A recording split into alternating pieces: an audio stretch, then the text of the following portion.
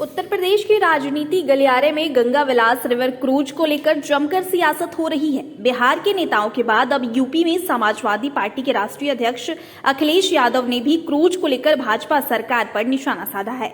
Sapa supremo Akhilesh Yadav ने press conference कर BJP सरकार पर नाविकों के रोजगार छीनने का भी आरोप लगाया। उन्होंने कहा कि वाराणसी में लोग पूजा पाठ और आध्यात्म के लिए आते हैं, लेकिन भारतीय जनता पार्टी वहां पर पैसा कमाने के लिए व्यवस्था बना रही है।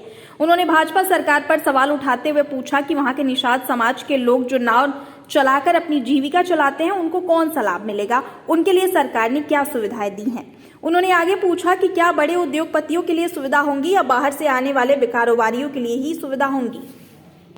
वहाँ लोग वैराग्य के लिए, आखिरी समय के लिए, पूजा पाठ के लिए, आध्यात्म के लिए आते हैं और सीखने के लिए आते हैं।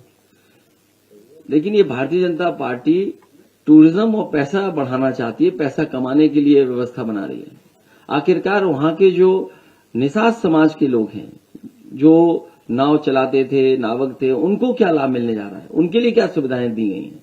क्या बड़े उद्योगपतियों के लिए सुविधा होगी या बाहर से जो कारोबार करने वाले लोग हैं उन्हीं के लिए सुविधा होगी?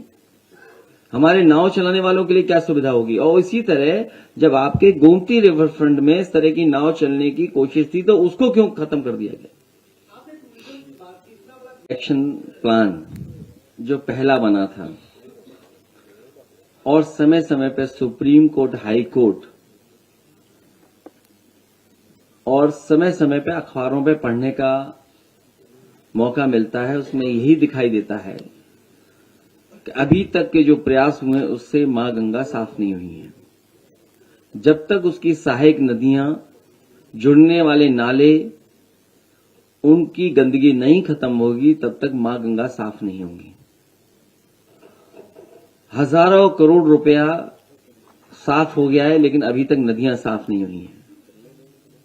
समाजवादियों का भी प्रयास था कि गोमती को एक उदाहरण की तरह समाज के सामने और देश के सामने रखा जाए और यही अगर और नदियों के लिए योजना और कार्यक्रम बनेंगे तो नदियां शहरों के अंदर साफ बहेंगी। हमारे जितने भी शहर बसे हैं वो नदियों के किनारे बस गए और जब बसे थे तब नाले और कोई सीवेज का ट्रीटमेंट का इंतजाम नहीं था, जिसके कारण सीधा सीधा जो कुछ है शहर का गंदा पानी, गंदगी सब नदियों में जा रही है।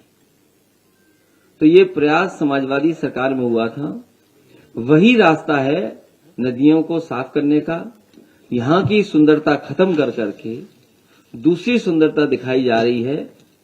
आखिरकार सरकार को ये बताना चाहिए कि यहां की आखिरकार सुंदरता क्यों खत्म कर दी। इसी तरह नाव यहां पर चलनी थी, कुछ पहले नाव खरीद ली गई थी और भी जिसको टूरिस्टों को सुविधा देने के लिए या लोगों को घूमने के लिए यहां नाव खरीदी गई थी, वो सब कूड़ा करकट हो चुकी हैं। वो शायद डस्टबिन में फेंक दी गई हैं या यहां से लेकर के कहीं और ले गए हैं वो लोग। मुझे बताया गया, जब मैं संगम में गया, मैं उस नाव में जब बैठा तो मैंने कहा ये सरकार ने तो बहुत अच्छी नाव खरीद ली है।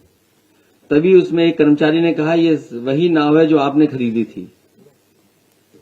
तो जो यहां की अच्छी चीजें थी वो सब खत्म कर दी सरकार ने। तो ये सरकार क्या दिखाना चाहती है?